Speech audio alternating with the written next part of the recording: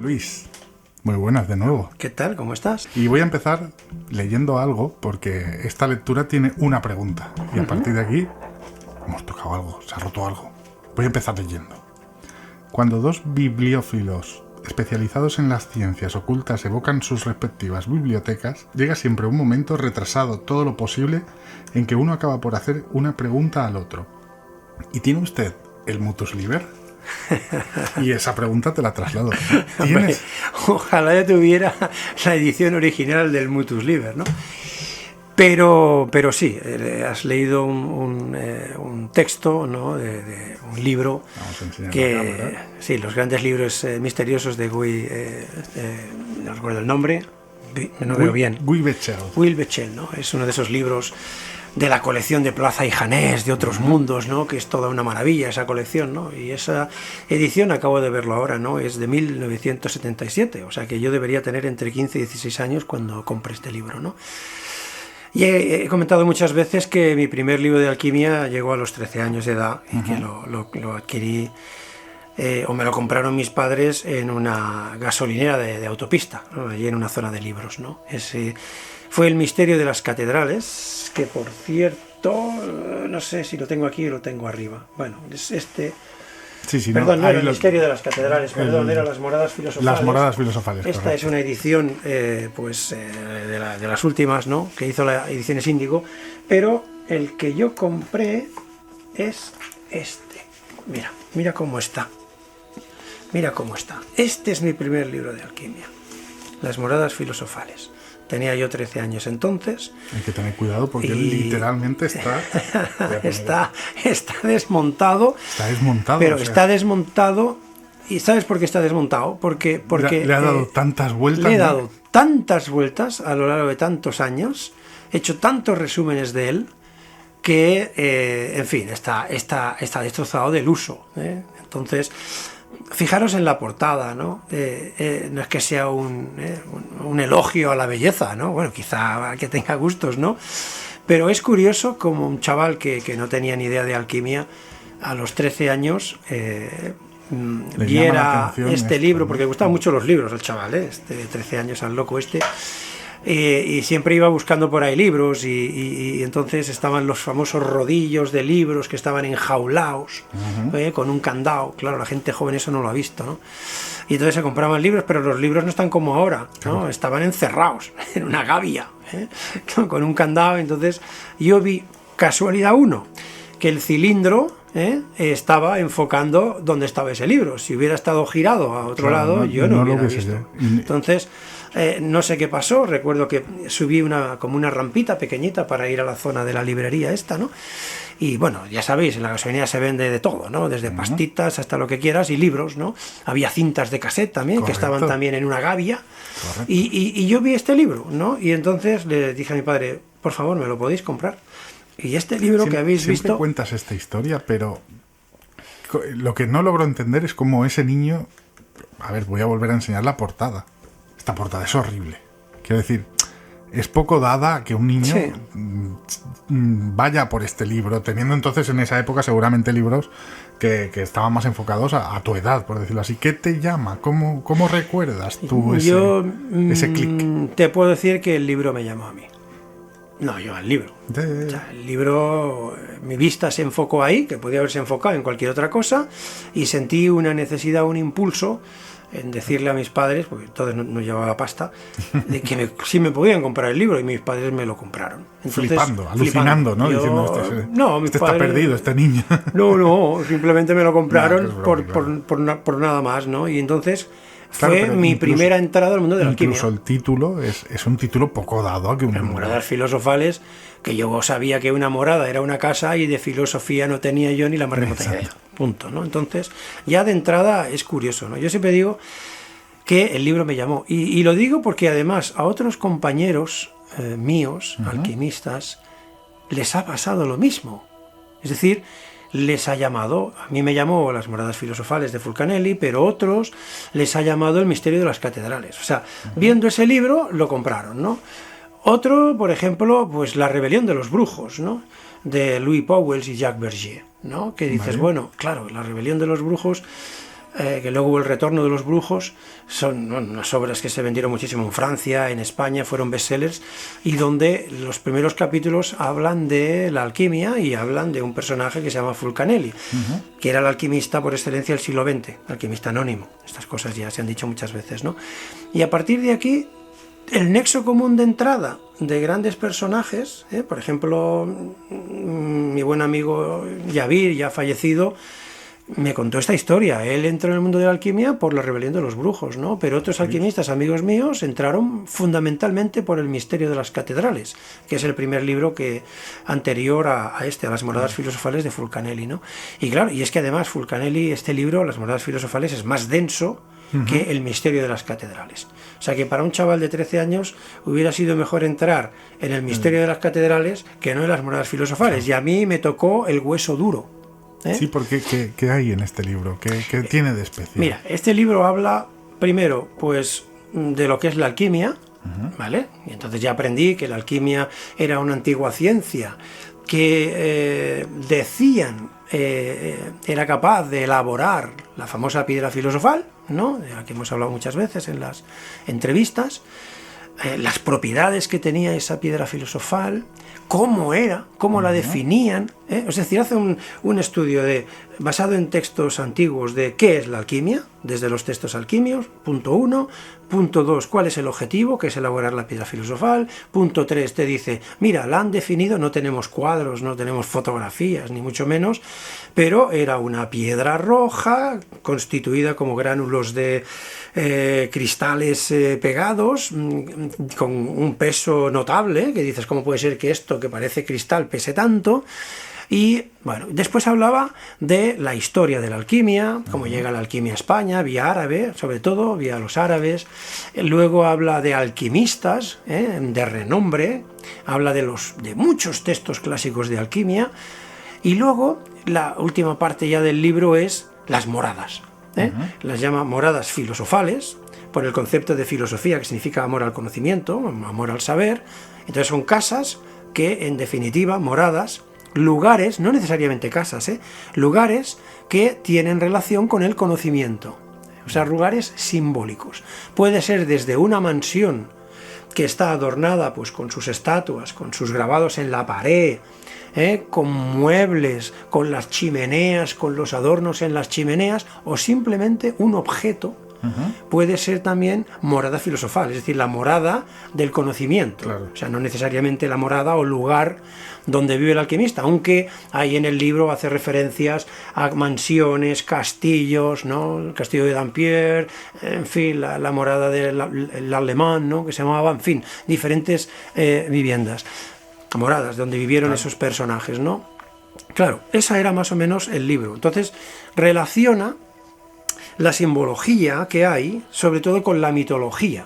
Vale. Y esa simbología mitológica te la lleva a tema práctico, a los dos temas, al tema conocimiento en sí, de significado, especulativo, por decirlo de alguna manera.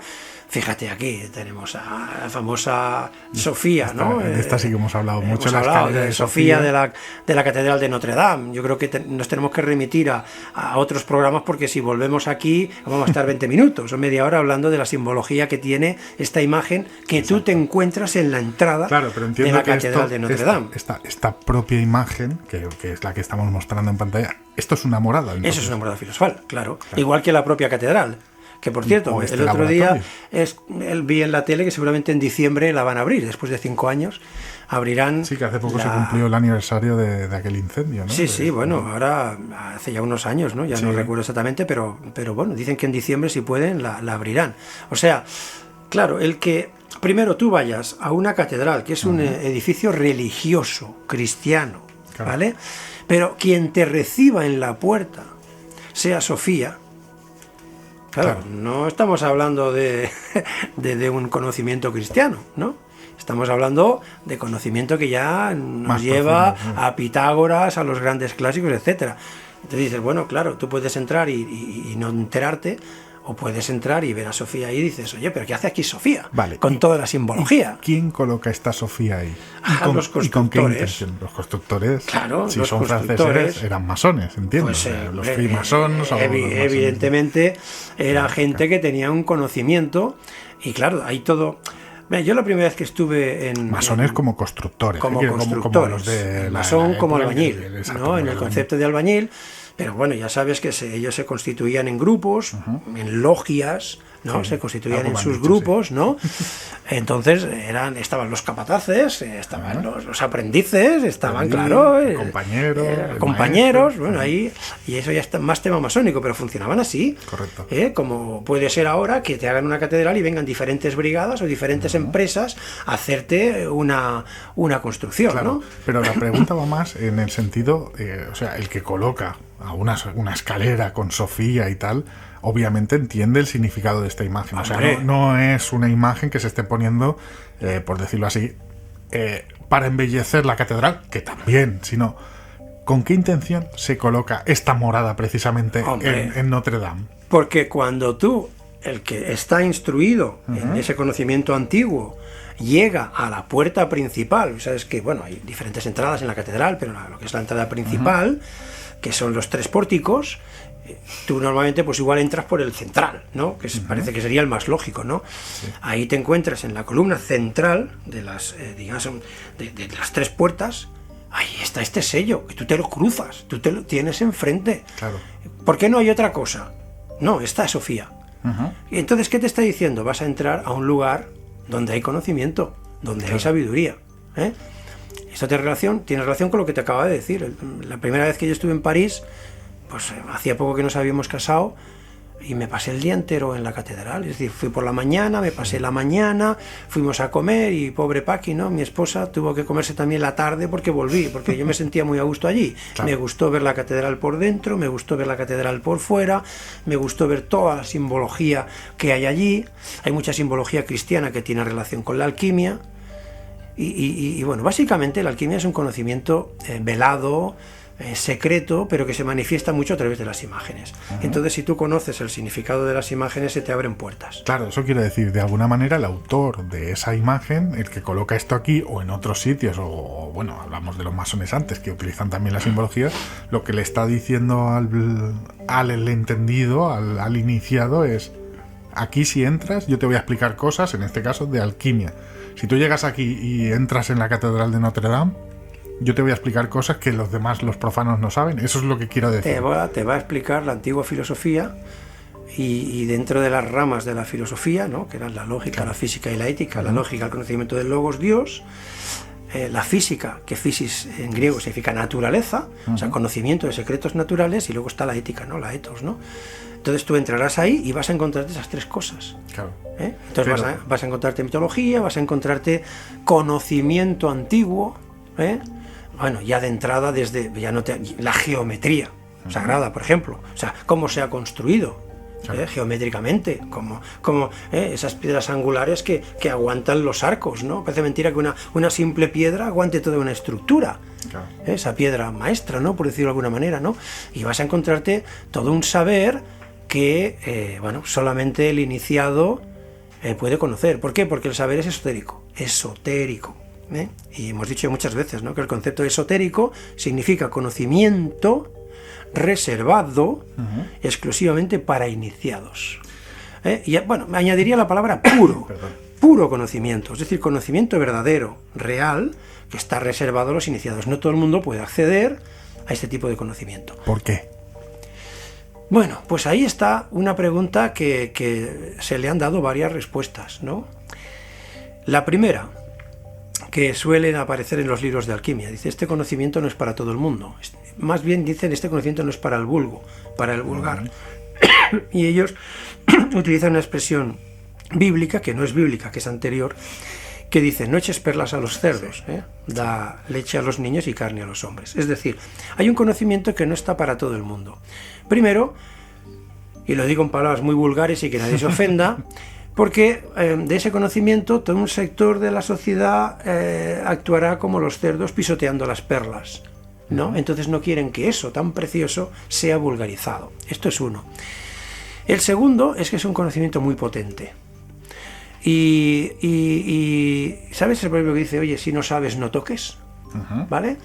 Entonces, es un conocimiento que a manos no deseables puede causar daños. ¿Vale? Claro. Estamos hablando de secretos naturales, y secretos naturales muy potentes, ¿eh? Por tanto, no toda la sociedad... Es como aparece, antes hemos hablado de la rebelión de los brujos, del libro de Louis Pauwels y Jacques Vergier, ¿no? Fuera de micrófono lo digo por si alguien busca. Bueno, pues era fuera de micrófono, muy bien. Correcto. Entonces, se tiene Jacques Vergier una entrevista en un café con un personaje que dice que es alquimista y le habla, estamos hablando, pues... de los años antes de la Segunda Guerra Mundial, donde ese personaje ya le dice, cuidado con la energía nuclear. ¿Vale? Mucho cuidado con la destrucción de los átomos, ¿no? Le viene a decir. Claro. Y entonces, como alquimista, le explica la posibilidad de la transmutación, le explica, claro, cómo se cambia una materia en otra, ¿no? Cómo se puede cambiar un metal en otro a través de eliminación o incorporación de protones en los núcleos de la materia, ¿no? Y entonces le hace una reflexión y ya le explica los peligros de la energía nuclear. Claro, lo que está haciendo un alquimista en una cocina, que es lo que no entiende la ciencia, es que se puede hacer una transmutación, es decir, un trasteo de los núcleos atómicos, en una cocina. Entonces, claro, esto la ciencia no lo entendía, ¿no? Y le explica a Jacques Vergier los peligros que esto va a llevar y la consecuencia grave que va a llevar. Y luego Jacques Vergier lo comprueba años después cuando se lanza la bomba atómica. Por tanto, un conocimiento de este tipo, tú puedes dárselo a cualquiera. Se lo puedes dar a una potencia extranjera, por ejemplo, para que se convierta en una... ¿Entiendes? Es un símil, ¿eh? Es decir, es un conocimiento que no puede estar a mano de todo el mundo porque podría ser peligroso, no solo para uno mismo, sino para una sociedad. En fin, otros pues te dicen simplemente porque es sagrado. Y al ser sagrado, solo el que entra en el templo, el que se convierte en un hierofante, es el que es capaz de recibirlo, ¿no? Te voy a poner un ejemplo, ¿no? En el mundo griego, heredado de los egipcios, cuando ya el neófito iba a adquirir el grado de iniciado, y se le permitía acceder al Sancta Sanctorum, es decir, al lugar más santo del templo, ¿no? Él tenía que subir por unas escaleras hasta llegar arriba. Solamente no podía, allí no accedía nada más que los hierofantes y los iniciados, ¿no? Ya los maestros, ¿no? Que tenían que pasar por una etapa larga, de estudios y de padecimiento incluso, Claro. O sea, se dice que Pitágoras, para que lo aceptaran, por ejemplo, en los sacerdotes allí en Tebas, lo putearon, pero a punta pala, hasta que al final lo aceptaron como uno de los suyos, ¿no? Pues bueno, había que subir al Sancta Sanctorum y a medida que se iba subiendo las escaleras se iban quitando la ropa y tenían que acceder desnudos al Sancta Sanctorum. Claro, ¿cuál es el mensaje de esto? Es el desapego. El despojarme de todo. Puro, ¿no? Ir puro, o sea, al final. Ir puro, como limpio, uno mismo, como naciste. ¿Sabes? Pero el mensaje no es que me quito la ropa y me quedo desnudo, no. El mensaje es, estoy desapegado de todo, ahora estoy más perfeccionado, ya he superado todos los grados que tenía esta libre enseñanza, de metales, ¿no? Libre en fin, de pecados, libre de... que incluso ya no es ni eso, yo a veces ya eso lo he llamado despecarse, ¿no? Pero no, es liberarse de todas las cosas, ¿no?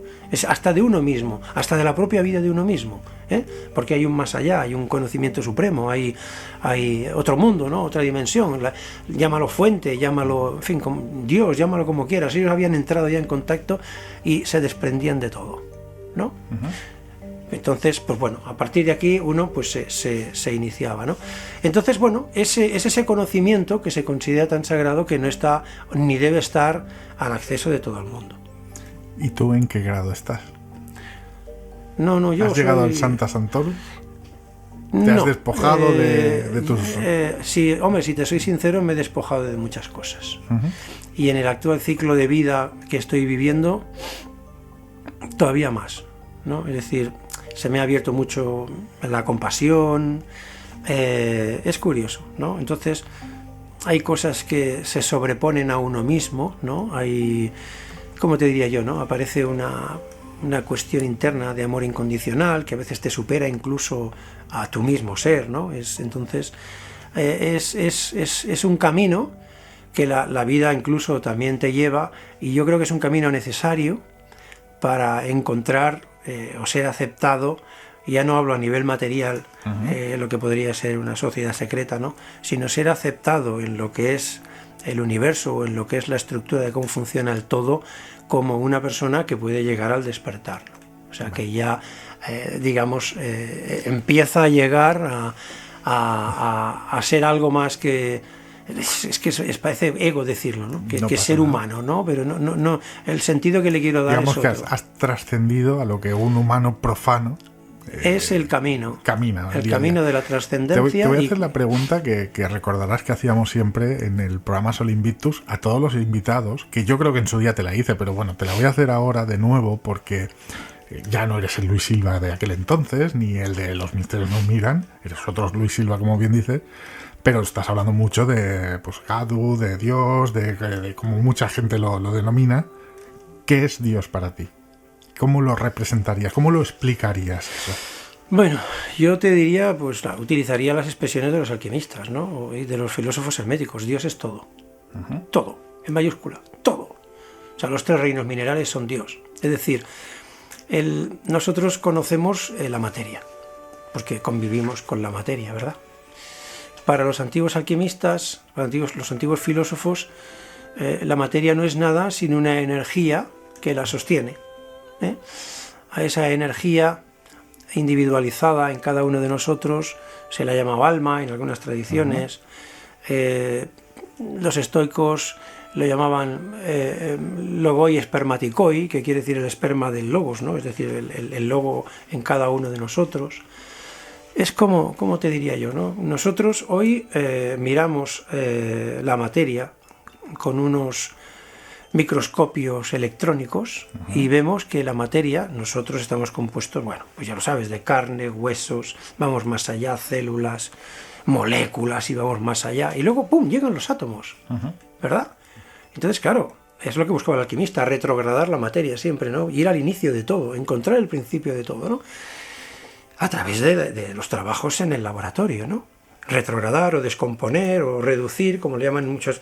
A ver, ¿de qué está compuesto esto? ¿No? O sea, el oro, por ejemplo, ¿de qué está compuesto? ¿No? Entonces, bueno, vamos a ir atrás, vamos a regradarlo, vamos a disolverlo, vamos a tirar para atrás, ¿no? A ver qué es lo que hay ahí. Al final encontraban que había una sal y un agua, ¿no? Dicen, anda, pues mira esto. Y resulta que analizando los otros metales, también vieron que había un azufre y un agua, ¿no? Ellos llamaban azufre y mercurio, que no es exactamente el azufre y el mercurio vulgar. Bueno, pues esto que la ciencia hoy en día, y sobre todo la física cuántica, está llegando a la conclusión de que, jope, somos átomos, muy bien, pero es que resulta que estos átomos, si los pasáramos al tamaño pues de un campo de fútbol, veríamos que es que no hay nada. O sea, hay los protones, hay los protones, los neutrones, ahí en el centro del núcleo, unos electrones por ahí. Sí, es pero una especie de plasma, ¿no? Porque en realidad no es como no. como lo vemos dibujado porque lo quieren representar así, sino que es como un plasma en el que se está moviendo todo ahí dentro. Pero si le pusiéramos al tamaño del campo de fútbol, no habría nada. O sea, el campo de fútbol estaría el 99% vacío. O sea, habría... ¿Entiendes? Entonces, esto es lo que somos nosotros. Porque analizas esta mesa y pasa lo mismo. O sea, los átomos de la mesa son los átomos que tenemos nosotros, ¿no? El vidrio, todo lo que tú quieras. Por tanto, claro, si realmente somos esto, ¿vale? Los antiguos lo llamaban alma, en el mundo cristiano, que alma en latín y en catalán es ánima, ¿no? Sí. Y ánima ya tiene un significado en tema de verbo de acción, de animar, de algo que anima la materia, ¿no? Que la hace espabilar, ¿no? Un cuerpo inanimado es un cuerpo muerto, ¿verdad? Por tanto, los cuerpos necesitan ese animus, ¿no? Ese ánima, ese alma, esa chispa vital para vivir. O sea, estamos hablando de concepciones antiguas, ¿eh? Pero estas cosas que te estoy explicando las sabían los antiguos. ¿vale? Por tanto, si todo es nada, no me extraña que en un estado en que tú pudieras estar en formato alma, por decirlo de alguna manera, obligando tu cuerpo, tú podrías traspasar la pared. ¿Por qué? Porque no hay nada. Claro. Te encontrarías un protón aquí y a no sé cuántos kilómetros te encontrarías otro protón. Lo digo para una cosa sencilla, ¿no? Para que la gente me entienda. O sea, tú podrías atravesar la pared en ese formato de estructura atómica, ¿vale? Porque todo es eso. Entonces, ¿qué pasa? Ya nos dicen que la materia en el universo es un tanto por ciento muy reducido. El 94, 95% vienen a decir es nada. Bueno, luego hablan de energía es oscura. lo que llaman la materia oscura. Materia oscura, ¿vale? Energía oscura, pero no sólido, o sea, no de alguna manera no. ¿Me explico? Entonces, claro. La gravedad es otro ejemplo, ¿no? Es invisible. Pero claro. Es una fuerza poderosa, muy poderosa, tan poderosa que un agujero negro puede meter hasta la luz dentro, pero que tú luego con un imán la puedes sobrepasar. Tú pones un imán, un metal en la mesa y un imán y está rompiendo la gravedad. Sí, hay una ley de atracción, ¿no? Hay una atracción, claro, hay magnetismo, hay algo ¿no? invisible en ese sentido, que está muy estudiado, que no quiere decir nada, pero tú consideras que sería algo así, no el típico imagen del Señor en un trono. No. Yo me imagino más algo que podríamos llamar fuente, ¿no? La fuente como fuente de emanadora, ¿no? De la creación, es decir, algo que no sabemos qué es, que es todo, sometido a unas leyes determinadas, eso sí, ¿vale? Porque vemos que la materia está sometida a leyes, ¿no? O sea, nosotros, por ejemplo, eso ya lo descubrieron los griegos, ¿no? Dicen, anda, el cielo actúa geométricamente. Es decir, podían predecir los eclipses en el mundo griego ya, ¿sabes? Es decir, hoy en día sabemos que el planeta Halley pasa cada 70 y pico de años, ¿no? El cometa Halley, ¿no? Nada, pues eso, que damos una vuelta al Sol en 365 días, que la Luna da una vuelta 28 días a la Tierra, en 28 días, que la Tierra gira en 24 horas. Claro, fíjate que todo esto tiene una... De hecho, ya los antiguos dijeron, Pitágoras dijo que cuando Dios creó el mundo, geometrizó. Geometrizó, ¿verdad? ¿Vale? Entonces... Y Einstein, que Dios no tiraba los dados, ¿no? Algo no así, jugaba a los dados, ¿no? Es decir, que de alguna manera... Y hay veces hay cosas que nos parecen caos, pero no son caos. Si yo tiro un dado, claro, voy tirando los dados y van saliendo pues diferentes números, ¿no?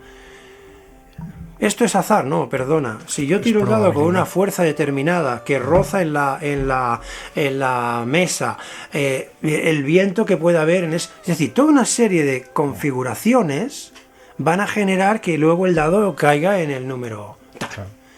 Si nosotros fuéramos capaces de tirar el dado siempre en las mismas condiciones, sin tocar absolutamente nada, el dado siempre caería en el mismo sitio. Claro. Porque estaría sometido a las mismas fuerzas, ¿verdad?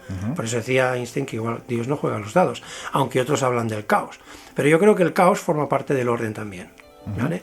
Entonces yo creo en una fuente emanadora, creadora, sustentadora, porque si no hay una sustentación de la materia, esta se derrumbaría, ¿no? Y esa energía es la que sostiene el universo y es una energía que es la que pretenden atrapar los alquimistas, ¿no? Ese es mi concepto de Dios, todo, absolutamente todo, pero no en el concepto de la materia, sino en el concepto de lo que realmente somos, ¿no? Entonces, los antiguos místicos decían que podíamos conectar con la fuente. Entonces, ¿sabes qué es, no? Es decir, que nuestro interior más interno sea capaz de conectar con esa fuente. Y entonces resulta que cuando conectas con esa fuente, según dicen los antiguos místicos y la gente que ha tenido ese tipo de experiencias, tienen un gozo, una felicidad suprema, no comparable con nada humano. No hay materialidad, no hay espacio, no hay tiempo, hay sentimiento de eternidad, hay un sentimiento amoroso, y eso enlaza con lo que decían los sufíes, El amor es la fuerza que mueve al universo entero, decían, ¿no? O sea, como una fuerza amorosa. ¿Por qué? Porque habían tenido esa experiencia de conexión con él. Es curioso, ¿no? Por ejemplo. ¿Y eso no estaría muy ligado también a lo que se drogaban entonces? Sí. O sea, hay estudios en los años 70, sobre todo cuando hubo el movimiento hippie. Sí. Que, ya sabes, ¿no? Hace el amor, no la guerra, la gente se chutaba. En aquel momento hubo científicos que querían saber qué pasaba, qué les pasaba a estos jóvenes, ¿no? Y entonces empezaron a analizar bajo laboratorio, es decir, bajo un control de laboratorio, buscaron a chavales jóvenes, especialmente universitarios, para que pudieran explicar de una manera mejor o más razonada las experiencias que ellos tenían, ¿no? Y los sometieron sobre todo al LSD. Y entonces, claro, empezaron a explicar cosas, muchas de ellas relacionadas con experiencias místicas de grandes místicos, ¿no? Que te podían decir que habían visto colores que no existían en el mundo físico, que habían escuchado sonidos celestiales, sí. En fin, que habían sentido sentimientos de amor intenso, que se sentían en el verdadero hogar, no en el mundo material. Es decir, habían tenido experiencias, y muchas de ellas experiencias de tipo místico. Sí. Otros no, pero muchos de estos chavales explicaron estas cosas. Entonces, claro, ¿qué pasa? Bueno, eso les dejó muy preocupados. Lo que pasa es que, bueno, pasó que estábamos con la guerra del Vietnam, mucha gente joven estaba haciendo manifestaciones ya en contra de la guerra del Vietnam, y entonces, bueno, una de las primeras cosas que hizo el gobierno fue anular todo, o sea, prohibir este tipo de sustancias. Evidentemente, oye, las drogas son muy jodidas, es verdad, pero también acabaron con los experimentos, claro, que estaban controlados, bajo control, no pudieron hacerlos. Entonces hubo que buscarse la vida de otras maneras, ¿no? Y me acuerdo que, bueno, estuve leyendo que algunos de estos científicos que ya no podían utilizar el LSD ponían a los jóvenes como en una especie de esas esferas que te meten dentro, y ellos no podían aguantar el equilibrio, y entonces, claro, iban bamboleando, se iban mareando, y sabes el baile de los derviches, ¿no? Sí. Que acaban como mareados, ¿no? Y entonces con el mareo tienen como una experiencia de salto, ¿no? Eso no les acabó de funcionar del todo como les había funcionado el LSD. Pero cuando llegamos a principios del 2000, finales de los 90, principios del 2000, se cambia la táctica. Y en vez de utilizar las drogas psicodélicas, empiezan a utilizar electroditos. ¿Vale? Empiezan a poner electrodos en el coco, ¿no? Y, por ejemplo, empezaron con ratones, ¿no?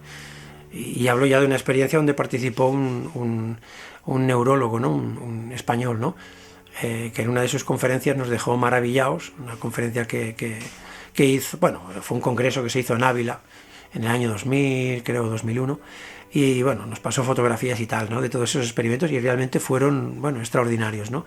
Con las ratas ya sabes que las ponen en un laberinto, les ponen la comida para que ellas vayan buscando, y bueno, pues ahí le pusieron como unos electrodos que si ellos tenían como un cable en la cabeza, ¿no? Y si ellos iban a un sitio y tocaban el sitio donde tenían el chispacillo, oye, pues les gustaba aquello, ¿sabes? Oye, esto es agradable, ¿no?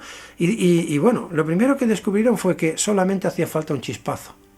Es decir, la rata, cuando quería, sí, iba para allá. Iba directa. Dice, me voy a pegar un chispacillo. O sea, no era tonta en este sentido. Decir, oye, ¿dónde está el aparato que me quiero chispar y me paso media hora buscando? No. A la primera ya iba a darse el chispacillo porque le gustaba la experiencia. Luego dijeron, bueno, vamos a ir un paso más allá y vamos a irnos a un animal un poquito más cercano al humano. Y entonces cogieron monos rhesus. El mono rhesus es un mono muy nervioso, así, un tamaño... bueno, la cuestión es que esos monos no se dejan coger. Son muy nerviosos y no se dejan coger, te muerden, quieren irse, no quieren estar cogidos, ¿no? Entonces los sometieron a ese tipo de experiencias, sobre todo lo que es el sistema límbico, ¿sabes? Hay varias partes en el sistema límbico y hay una glandulita, ¿no? La amígdala, que se llama en concreto, que tiene, parece ser que unas propiedades muy especiales, esa glandulita que hay en el sistema límbico, ¿no? El sistema límbico es la entrada de la información que nos llega de nuestros sentidos, la vista, el oído, el tacto, el olfato, todo esto, esta información, cuando nos llega, lo que hace es entrar en el sistema límbico, y ahí es donde se procesa. Y si la información es emocional, habrá unas partes del cerebro que se iluminarán, bien sea tristeza, una parte, sea alegría, otra parte, ¿vale? Entonces, lo fundamental de esto es que es el sistema, el canal de entrada, la puerta, la ventana de entrada de la información a nuestro cerebro. Y ahí la amígdala, que es una cosita pequeñita, que está ahí en el centro del sistema límbico, tiene una importancia capital. Y lo que hacían era estimularle sobre todo la amígdala, al mono. ¿Qué pasaba cuando le estimulaban la amígdala? Que se quedaba despierto, no perdía movimiento, pero pasivo, con unos ojos así, quieto, como si estuviera ensimismado, como si estuviera volando por ahí. Estaba flipando, ¿no? Flipando, ¿no? Entonces, claro, lo desconectaban y todavía estaba 10 o 15 minutos en situación de pasividad. Y luego ya volvía a ser el que era y ya, vamos, no lo cogías ni, bueno, y te mordía, ¿no? Y luego, claro, vino el paso 3. El paso 3 fue humanos, ¿eh? Entonces, claro, aquí cogieron, pues, sobre todo gente joven, crédula en creencias o incrédula, y rígida en creencias, ¿no? Y entonces se dieron cuenta de que los que eran propensos a creer tuvieron unas experiencias muy hermosas. Los que no pudieron llegar a tener experiencias muy desagradables. O sea, situaciones en fin, hasta de terror incluso, ¿eh? Uh-huh. Pero los que estaban en el lado de la creencia, gente abierta, gente positiva, y vamos a ver qué pasa, y oye, que ojalá pase algo agradable, pues les pasaron cosas como las que te comentaba antes, ¿no? Pensé que estaba en el cielo, estaba escuchando una música agradabilísima, en fin, veía colores que no están aquí, me sentía en mi verdadero hogar, me gustaría quedarme aquí, el amor me rodeaba por todas partes, es decir, una experiencia mística. Sí. Una auténtica experiencia mística, ¿no? Entonces, bueno, pues claro, esto al final, ¿qué es? Nos vamos más adelante, fíjate, vamos a ir un poquito más adelante, ¿no? Y lo enlazo pues con la última conferencia que di ahora en Alcobendas, ¿no? En el mes de marzo, ¿no? Con las ECMs, ¿no? Las experiencias cercanas a la muerte, o ODM, que les llaman, experiencias después de la muerte, ¿no? Donde resulta que se han dado cuenta ahora y recientemente, es que estamos hablando de un año atrás, como, claro, hoy tenemos unas resonancias magnéticas de 3 dimensiones, podemos ver el cerebro cómo se ilumina, podemos ver muchas cosas, cómo se activa el cerebro, etcétera, etcétera, ¿no? Y se dieron cuenta que los cerebros planos, muertos, todavía, durante un tiempo, emiten ondas. Uh-huh. O sea, están emitiendo unas ondas, las llaman alfa, beta, gamma, etcétera, que se llaman de diferentes formas por los hercios a las cuales se emiten esas ondas, ¿no? Entonces esas ondas, las más bajas, no recuerdo, creo que son las delta, que van de 1 a 3 hercios. Estas son las que nosotros emanamos cuando estamos durmiendo profundamente. ¿Vale? Es decir, no sé, la fase REM, que se llama, ¿no? Esa fase de que estamos parados. Es cuando el cerebro descansa, pero se están emitiendo ondas. Y se dieron cuenta de que el cerebro está muerto, el electroencefalograma está plano, pero detectan la emisión de ondas. ¿Vale? Entonces dicen, aquí pasa algo, porque todavía hay actividad, ¿no? Claro, y esto lo analizan con las experiencias que muchos de los que recuerdan qué pasó cuando estuvieron muertos y te empiezan a contar cosas muy similares. De hecho, estoy en mi verdadero hogar, me gustaría volver ahí, me dijeron que tenía que volver porque todavía no, ¿sabes? No era mi momento, sí. No era mi momento. Bueno, de hecho, entrevistamos al doctor Gaona varias veces. Sí, ¿te acuerdas que hablaba de la máquina de la felicidad, ¿no? Que era este casco, el casco de la felicidad, ¿no? Entonces, a partir de aquí estamos descubriendo hoy cosas muy interesantes porque tenemos dispositivos y además, si lo unes a la inteligencia artificial, ya no sé cuál va a ser el futuro, pero igual nos daremos cuenta, como están diciendo ya algunos científicos, que realmente la conciencia, toda la conciencia, no está en nosotros, sino que está en el todo. Claro. Bueno, aquí se abre, ahora que has dicho la inteligencia artificial, hay un debate interesante que es si las inteligencias artificiales aprenden de nosotros y pueden ser como nosotros si le enseñamos todo lo que somos nosotros. Tiene una capacidad innata de aprendizaje. Ahora pon el caso que yo fallezco, pero yo le he enseñado a una inteligencia artificial a ser absolutamente como yo. ¿Yo he muerto o sigo ahí? porque la inteligencia va a contestar como yo, va a ser como yo, va a decir como yo. ¿Qué es lo que se queda en esa máquina? Pero ¿habrá las emociones?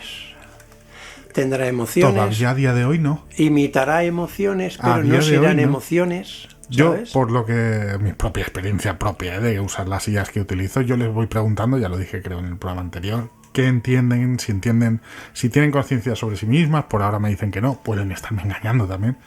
Si tienen miedo, si tienen sentimientos, y a día de hoy me dicen que no. Pero claro, ¿qué son los sentimientos? Estamos en lo mismo. Al final los sentimientos no es más que un Sí, pero proceso una máquina... químico, eléctrico, Sí. electrónico. Pero ¿tú crees que la máquina puede amar? No lo sé. Es decir, a ver, las emociones en principio son estrictamente humanas e incluso animales, porque En Yo Robot Sí. le dice Will Smith en la película, también está el libro, pero sobre todo en la película le dice le dice a la máquina, tú podrías crear una, como dice, una canción, ¿no? Una orquesta, y el robot le dice, ¿y tú? ¿Tú podrías crearla? Yo no tengo la capacidad, pues la máquina tampoco. Si van a poder tener sentimientos, claro, es que el problema de no sabemos qué son los sentimientos. sí, pero bueno, sí, Son sí. una serie de movimientos químicos que pasan en nuestro cerebro, conjuntado con otra serie de cosas que a lo mejor... Igual algún día sabemos imitarlo para las máquinas, Claro. no lo sé, pero eso va a ser yo creo que muy difícil. Y peligroso. Y peligroso. El concepto del mundo antiguo es curioso, ¿no? Que ahora pues haya científicos que lo estén diciendo, ¿no? Es decir, la conciencia quizá no esté toda en el cerebro, sino que la conciencia esté en otro sitio donde estamos ligados y en un estado determinado de conciencia puedas acceder a esa macroconciencia, ¿no? Y hace, pues, alguno de esos científicos modernos está haciendo la comparativa de lo que es la nube, ¿no? O sea, nosotros tenemos el ordenador, tenemos una capacidad de memoria en el ordenador, pero como le metemos tanta información, necesitamos almacenes. Antes eran memorias externas y ahora es la nube, ¿verdad? Claro. Entonces hacen la Pero comparativa. la nube siguen siendo ordenadores muy grandes, Correcto. O sea, sí, yo lo pongo en plan Sí, comprensible.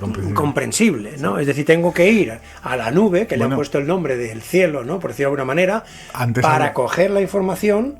Claro. Y antes hablábamos de Gaudí, y un ejemplo es el propio Gaudí con su trencadís, que es eso que construye haciendo pequeñas piezas. Al final construye un todo, ¿no? Él con pequeñas piecitas te acaba haciendo una salamandra, pues quizás también sería un ejemplo, ¿no? Esas piecitas acaban haciendo la parte por el todo, ¿no? Sí, pero fíjate, tú puedes tener la mayor parte de información en la nube y una pequeña información para trabajar en tu ordenador. Correcto. ¿Verdad? Y tú sabes que tienes una clave para acceder a la nube. No, tú no, si no cualquiera accedería a tu nube, ¿no? La nube es muy grande, porque abarca, digamos, las nubes de todos los ordenadores que están conectados a la nube, ¿no? O sea que la nube está formada, como dices tú, por pequeños trencadís, ¿verdad? Correcto. Pero tú imagínate que nosotros funcionáramos igual. Es decir, tenemos una conciencia la que necesitamos para vivir aquí, pero luego existe una macroconciencia, una conciencia cósmica, o como dicen los psiquiatras, pues no sé, llaman experiencias clímax, ¿no? Es decir, puedas conectarte con la nube, que además esa nube en teoría es la creadora de todo. Entonces si tú accedes aquí tienes información a todo. Entonces por ahí dicen los místicos, me he conectado con la madre, por ejemplo, en el mundo hindú. Cada uno tiene un nombre. Cada uno tiene un nombre. Pero claro, la pregunta al final es ¿dónde está esa nube? ¿Dónde está esa...? En todo sitio. No ocupa espacio, no ocupa lugar, no hay tiempo ahí. O sea, no es nada material. Bueno, en cierta manera Nolan lo explica en Interestelar, entonces. Su agujero negro, el de él, es toda su existencia conectada por hilos, por ejemplo. Y está súper, hiper, mega resumido para que si no lo has visto también no entiendas muy bien qué te estoy explicando. Pero que yo quiera, pues no sé, accedo a la fuente, ¿no? A esa nube, y a partir de ahí descubro quién soy realmente. Que no soy materia, sino que soy otra cosa. Puedo tener acceso a una capacidad de información extraordinaria, porque es la información desde la creación del universo hasta cualquier cosa, ¿sabes? Puedo sentir cualquier cosa que siente cualquier cosa en el mundo material, ¿entiendes? Es decir, en fin, es algo... Bueno, ojalá se pueda conectar con esa fuente. Lo que sí, cada vez estamos dándonos cuenta de que quizá estamos cada vez más cerca de encontrar los lugares en nuestra mente que son los que, llámalo divinidad, llámalo universo, lo que sea, están destinados a la conexión con esa fuente. Si eso algún día lo descubrimos, y estamos empezando a descubrir cómo hacerlo, y el secreto está en la desconexión de los sentidos. ¿Vale? La meditación. Llámalo meditación, hay muchas formas. Es decir, lo que estaban haciendo estos investigadores al darle al sistema límbico, ¿no? Era, a la amígdala en concreto, era anular la entrada de información de nuestros sentidos. Cuando nos anulan la entrada de información de nuestros sentidos, lo del sistema límbico, ¿qué tenemos? Si no oímos, si no vemos, si no sentimos el tocar, solo somos mente nada más. Claro. No tenemos percepciones externas que nos están omnibulando la mente. Claro, eso está muy relacionado con las sociedades secretas que tienen que pasar por una muerte iniciática, etcétera, etcétera. Sí, es decir, claro. Algo me han dicho de eso, sí. ¿Sí? Bueno, pues entonces, claro, ¿qué pasa? Tú te anulas los sentidos. Entonces, si tú te dejas llevar, si tú pierdes el miedo, que es lo fundamental, estás en paz, en tu silencio absoluto, porque no oyes nada, no ves nada, no sientes nada, el cerebro se para, porque no tiene actividad externa que le dé información, salvo tú mismo. Si te dejas llevar, lo más posible es que tú pegues el salto y entres en conexión con esa fuente, ¿vale? Entonces, hay a mí una cosa que me ha sorprendido, ¿no? Y quizá pues me equivoque, ¿no? Pero en las pirámides aparecen sepulcros, pero no encontramos las tumbas. O sea, esta teoría lleva tiempo corriendo, claro, de que es una especie de psicomanteo, o como le quieran llamar, ¿no? De lugar para donde iban precisamente a conectarse con ese otro lado. Exacto. Y Javier Sierra, por ejemplo, que es uno de los que lo explicó, Napoleón, que también hizo aquello, siempre salieron cambiados de pasar esa noche allí. Es que, fíjate, o sea, primero, no se encuentran, las sepulturas, ¿no? Las momias. Está el Valle de los Reyes, que está todo lleno de momias, ¿no? Y dicen, no, es que no están porque, claro, las han violentado y tal. Vale, no. Puede ser, también, vale, pero... Puede ser, muy bien. Pero tú imagínate, tienes una pirámide, que es un sistema matemático, geométrico, con unas propiedades, ¿no? Es uno de los sólidos platónicos. Vale, muy bien. Y en el centro de ahí de esa pirámide te meten ahí un habitáculo y te meten un sepulcro. Y algunos sepulcros son la hostia, porque se cierran. No hablo de Keops, hay algunos que son la hostia, Y dices, igual la de Keops es la menos importante, entre mil comillas, que yo no he estado allí, pero por lo que van explicando también especialistas. La cuestión es que se cierran. Exacto. Entonces, tú imagínate que te meten allí, dentro, allí no hay nadie. Estás solo en una pirámide, oscuridad. Bueno, no solo eso, sino que encima te meten ahí dentro y te cierran la tapa.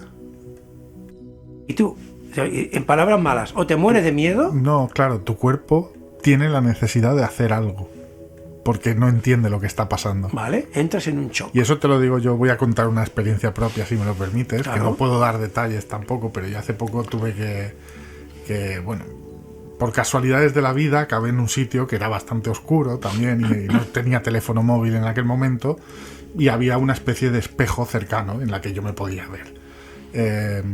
Y tuve yo soy, la gente que me conocéis desde hace tiempo, soy poco dado a creer en casi nada, y luego voy creyendo poco a poco, voy transmutando precisamente. Y tuve como mi experiencia, llamémosle mística, que no fue como tal, pero fue una experiencia en la que como no tenía el teléfono encima, por casualidad en ese momento no tenía el teléfono, me di cuenta de una cosa, y es que hacía mucho tiempo que no estaba a solas conmigo mismo. Que no estaba... Claro, porque al final cuando uno está solo, en el comedor, me lo invento, en cualquier sitio, si tienes el móvil acabas conectando al móvil, si tienes un libro o la tele acabas poniéndote algún medio que te hace llevar esa conciencia hacia otro sitio, ¿no? Y yo me di cuenta de que hacía mucho que no me veía a mí mismo, que no que no me conocía ya, que ese que había en el espejo, de hecho, traté de hacer un psicomanteum, en plan, que es la técnica aquella de mirarte a un espejo con con una luz tenue o sin luz, en la que llega un momento que el cerebro, como no entiende lo que está pasando, acaba desconociendo a la persona que hay delante. Yo no llegué a ese punto de decirlo, no conseguí tener el sentimiento de que ese otro era otro, pero sí tuve la trascendencia de decir, hace mucho que no me miro a mí mismo, que no veo, o sea, que nos estamos deshumanizando, y que sí, que yo trabajo de la electrónica, y de informática y muchas cosas, pero me di cuenta de eso, y en cierta manera me sirvió para eso, para entender que nos estamos desconectando de no sé qué es, y nos estamos conectando a una conciencia global, que es esta. Exacto. Esto sí es una conciencia global tangible, o sea, esto es demostrable, es una conciencia global. Peligrosa a mi entender, y soy usuario y todos yo creo que tenemos redes sociales. De hecho, si estáis viendo este vídeo es porque tenéis redes sociales, al final YouTube es una red social, pero esto es una conciencia peligrosa y estamos desconectando de ese otro lado, claro, que aunque sea una conciencia propia, nos están llevando a pensar y nos están organizando el pensamiento, y eso yo me di cuenta quedándome, pues eso, en esa situación que no me la esperaba, y que fue pues como, ostras, ¿cuánto hace que no hablo conmigo? Ya no meditar, que yo no he meditado nunca, porque además soy incapaz, porque no lo he practicado, porque además con mi condición de TDAH o Asperger, o como le queramos llamar, mi mente es como que colapsa y hace cosas raras y es inquieta y tal, pero sí que pensé, es que nos estamos... Bueno, no hay esa conexión, se ha desconectado de todo lo que somos, o nos estamos, igual no desconectando, nos estamos transformando. Es un juego de fuerzas. Sí, supongo que sí. ¿Sabes? O sea, por un lado está todas las enseñanzas de los antiguos maestros, los antiguos filósofos, que nos dicen, busca en ti mismo la verdad, busca en ti mismo la verdad, no fuera. Y por otro lado está la fuerza de la materia, que lo que quiere es alejarte. Precisamente, mira, ahora estaba mirando porque me he acordado que por temas de trabajo, y estoy escuchándote, Luis, o sea, estoy atendiendo y estoy... Pero yo mismo me doy cuenta que a veces lo hago y me parece, primero, una falta de respeto. Esto es una cosa que hacemos todos sin querer y es una falta de respeto, y ya pido disculpas también. Pero es esto, o sea, yo me he vuelto a conectar un momento al mundo real para desconectar del mundo filosófico en el que estamos metidos. Claro. Y pero ves, y es un fallo. Has utilizado el mundo real cuando este no es el mundo real. Este es el mundo irreal. Claro, es mi mundo real, porque mundo real. Mi economía mensual depende de ese puñetero cacharro. Entonces, bueno, no, y de todos. Y de todos. Sí, lo que es visible y tangible es lo que consideramos real. Es así. Pero no es verdad. Vale, entonces hay que irse, hay que irse a las antiguas sabidurías, ¿no?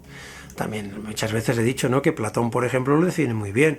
Dice, hay dos mundos, ¿no? El mundo sensitivo, el mundo de los sentidos, y el mundo sensorial, que es el que nosotros vivimos cada día y que tocamos y tal, y luego habla del mundo inteligible, ¿no? Claro. Y el concepto de inteligibilidad es el concepto de pues un conocimiento verdadero, pero que no es visible, está por encima de la materia, ¿no? Entonces, y dice, no, y ese mundo inteligible, ese puro conocimiento que se recibe o se percibe sin intervención de los sentidos, definición de inteligibilidad, puro conocimiento recibido sin intervención de los sentidos.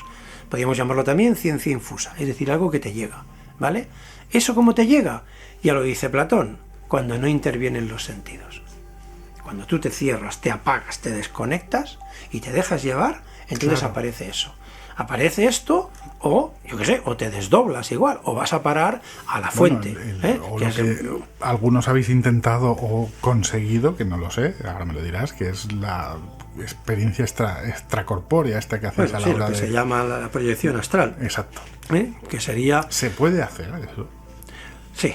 Bueno, yo la proyección astral intenté...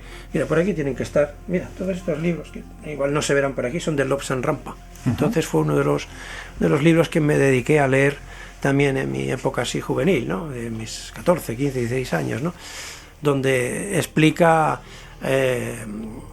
Lobsang Rampa, bueno, ahora explican un poco todo esto. Es igual, un señor que dicen que es todo falso, etcétera, pero que conoce mucho el mundo del Tíbet y tal. el mundo de los lamas, y entonces es la primera vez que yo empecé a escuchar a un señor hablar de una proyección astral, y te explicaba cómo se podía hacer una proyección astral. Entonces yo lo puse en práctica, y efectivamente los procesos iniciales que se producen, yo los viví.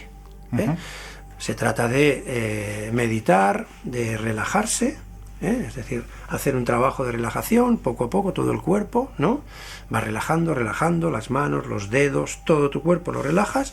A partir de aquí te concentras en desdoblarte y salir, y esto lo he hecho, y aparece el punto justo anterior al salto. Entonces, ese punto es vibración. Se nota el cuerpo desde la planta de los pies hasta la cabeza, cómo vibra. Es una experiencia que yo no había vivido nunca, una cosa que me dejó perplejo, porque todo era vibración.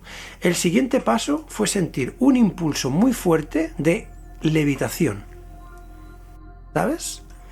Y entonces llega el miedo. En el momento en que llega el miedo se acaba todo el proceso ipso facto. Si me hubiera dejado llevar, se hubiera saltado. O sea, esas vibraciones hubieran salido de mi cuerpo, ¿eh? Entonces lo intenté de otra manera, ¿no? Intenté al final, eso lo intenté 3 veces, y pasó, las 3 veces igual, y el miedo me bloqueó. Pero en el estado de relajación y en el estado de parar la máquina, y de concentrarte, por ejemplo, me pude conseguir, ¿cómo te diría yo?, una capacidad estratosférica auditiva, de escuchar cosas que en sentido normal no... Tu propio latido. Mi propio latido del corazón fue una de las cosas que escuché. Y es impresionante, porque yo sentí varias veces, ¡boom!, pero muy fuerte. Y la sangre, hacer... O sea, esto, no sé, como no te metas ahí un instrumento que te pueda... No, eso lo percibí yo, pero incluso oído, o sea, sonidos muy distantes. Es como... Esto lo percibí al llegar a un estado de relajación muy alto. Hay que tener en cuenta que entonces yo meditaba 2 horas diarias, y cuando se medita así en cantidad y acabas de alguna manera pudiendo dominar un poco tu mente, ¿no? Es decir, dejando los pensamientos fuera y centrándote en el, no te diré en el vacío, sino en lo que tú quieras concentrarte, y sin que vengan interferencias. Nuestra mente es una máquina que no para. ¿No? O sea, tú le dices no pienses en elefantes y estás pensando en elefantes. Es decir, es una cosa... Somos nuestros propios enemigos, sin duda. ¿Verdad? Pero la mente se puede enseñar, porque el cerebro es neuroplástico, ¿no? Y por tanto se le puede ir enseñando y se va adaptando y puede ir haciendo las cosas que nosotros queremos de verdad, ¿no? Hace falta práctica, ¿vale? Hace falta... Yo utilizaba ejercicios de respiración, etcétera, etcétera. Yo intenté hacer 3 veces ese proceso. Recuerdo que la primera vez que lo hice, la relajación duró 45 minutos, la segunda vez que lo hice la relajación duró 30 minutos, y la tercera vez que lo hice la relajación duró 15 minutos. Es decir, el proceso de aprender a relajarse puede ser realmente muy rápido, ¿vale? Luego intenté hacer una proyección astral dándome órdenes para que un día me despertara fuera, ¿sabes? Y un día me desperté fuera, entonces estaba en semiconsciencia.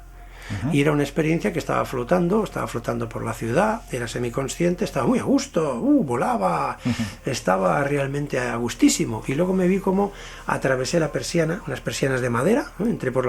Fui a la terraza del bloque de pisos y bajé por la pared y atravesé la persiana, y justo entonces me despierto, ¿no? Entonces fue una experiencia que, claro, podría ser llamada sueño, claro.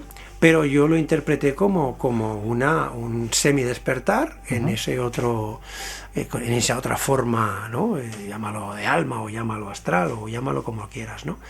Entonces, hay que tener mucha, ¿cómo te diría yo?, mucha convicción, mucha fuerza, mucho control, ¿no? Y sobre todo la pérdida absoluta del miedo. Hay mucha gente que dice que ha tenido proyecciones astrales, ¿no? Y además yo he tenido amigos que las hacían y hicieron pruebas demostrables de, mira, en el cajón hay esto, y efectivamente en el cajón había esto. Yo creo que ya lo he contado también, pero yo tenía, seguro que si habéis seguido Los Misterios Nos Miran, había un compañero que venía a veces, Dani Pitt, que sigue siendo amigo mío, pero que ya no se proyecta por los medios, que éramos compañeros de ambulancia en su día, pero ya hablábamos de estos temas, y siempre decíamos, esta noche vamos a quedar en la base de las ambulancias de Malgrat, en una proyección astral. yo era ni siquiera incapaz de iniciar esa concentración, o sea, yo me concentraba en lo máximo que conseguía era dormirme, o sea, no tengo esa capacidad, tampoco lo he entrenado. Y él me relataba exactamente lo mismo que me has relatado tú hasta que llegó al miedo. O sea, me la contaba exactamente igual que lo has contado tú, mismo proceso, mismos sonidos, mismo ruido que escuchaba en sus oídos de él, su yo interior, y llegaba un momento que era el terror, que yo creo que es comprensible, porque al final supongo que es el cuerpo intentando luchar por no morir, porque al final si el espíritu se va, el cuerpo está muriendo, si es que eso existe y es posible, y siempre me decía, yo lo he intentado, me he notado salir, me ha dado terror, he vuelto a entrar, pero era físico. Ese salir no es el sueño, como puedes decir tú, que es a lo mejor una sensación, o... tú lo has vivido, o sea, era un terror físico, estoy saliendo del cuerpo y eso te mete para adentro. Así, claro, y además ipso facto. Y no conseguimos quedar nunca ni vernos en sueños, que era, bueno, en sueños o lo que sea, pero que era la intención, porque así nosotros dejábamos cosas escondidas para no lo conseguimos. Bueno, es otra cosa que hay que... Supongo que esto, precisamente lo que estamos hablando, los faraones evidentemente estaban también con los sacerdotes y los iniciaban. Era otra vida. Entonces, eso es algo que también... que pasar por esa experiencia de la muerte. Por eso eran dioses, ¿no? Claro. Entonces, claro. Y era otra vida. Era una vida mucho más pausada que la de ahora. Pues son otros tiempos. Pero... igual que también nos come el tiempo, ya llevamos 1 hora y pico, Luis. No, pues pasa el tiempo volando, ¿eh? Pero eso es buena señal. Sí, cuando nos pasa rápido... Tiempo relativo, ¿no? Decía. Tiempo relativo. Bueno, yo antes de cerrar, sí que me gustaría aconsejar que si están interesados en lo que estamos hablando, sobre todo esto, de lo que es la consciencia en realidad, la última confe que di en Alcobendas, ¿no? La enlazaremos, no te preocupes, la pondré enlazada seguramente en YouTube, estará por abajo y en los otros medios también. Sí, el despertar de la conciencia, que hay gente que me ha dicho que le ha gustado. Es decir, ¿por qué? Porque es más científica que realmente filosófica, ¿no? Sí, pero es que está ligado, todo está ligado. Está todo ligado. Pero bueno, antes había unas concepciones de que estas cosas que percibía la gente eran ilusiones del cerebro, visiones, pero es que y esto ya se está desmontando. También te digo que se le resta valor a que sea una ilusión del cerebro, y si es una ilusión del cerebro, a mí me sigue pareciendo igual de fascinante, como siempre decíamos de si hay vida en otros planetas y estas frases que es que estamos solos, es que no sé qué, es que si estamos solos, ya lo decía Carl Sagan, ¿no? Me parece alucinante si estamos solos, y me parece alucinante si hay más gente, ¿no? O sea, pues en esto igual, o sea, si es el cerebro el que provoca alucinaciones, que te permiten verte desde fuera, que al final es alucinante, sí, igual. pero ya se está demostrando, pues se decía que eran trucos del cerebro para soportar la muerte, bueno, por ejemplo, ¿sabes? Me parece es decir, hacer algo agradable, lo cual está muy bien. Yo también creo. Un mecanismo de la naturaleza para que tú no sufras, pero es que se están dando cuenta de que no, porque se están produciendo hechos que explican las personas que han estado en una ECM, que bueno, son perfectamente comprobables. Dice, a ver, si el cerebro estaba muerto, si estaba el encefalograma plano, ¿cómo puede ser que esta persona esté explicando determinadas cosas? Ven situaciones que están pasando y luego ellos mismos explican. A mí me flipa igual que sea una experiencia extracorpórea, que sea el cerebro que tiene una capacidad de evadirse y verse desde... A mí me sigue pareciendo alucinante igual. Luis, nos vemos muy prontito con el tercer programa. Cuando tú quieras, nos vemos y bueno, tengamos un rato libre y un momento libre, pues seguro que sí. Igual hasta nos vemos conversando. Igual nos vemos hasta con la misma ropa en el tercer episodio. Ah, mira, pues igual, vete a saber, ¿no? Muchas gracias, Luis. A ti, hombre, un saludo para ti y para todos los oyentes.